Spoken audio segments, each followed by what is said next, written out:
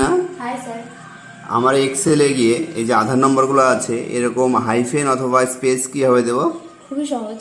ফার্স্টে এখানে আধার নাম্বার লেখাই আছে, ফার্স্টে আধার নাম্বার এটা সিলেক্ট করে নিয়ে রাইট ক্লিক করে ফরম্যাট সেলে অপশানে গিয়ে এখানে কাস্টম অপশান আসবে, এখানে টাইপে গিয়ে 40 স্পেস আবার 4টে 0 স্পেস আবার 4টে, এটা করে ওকে করে দিলেই এখানে ফাঁকা হয়ে যাবে।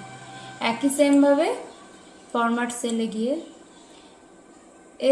এই স্পেসগুলোকে কেটে হাইফেন দিয়ে দিলেই চলে আসবে। শুধু স্পেসগুলো কেটে হাইফেন দিলে হাইফেন আসবে, তাই তো?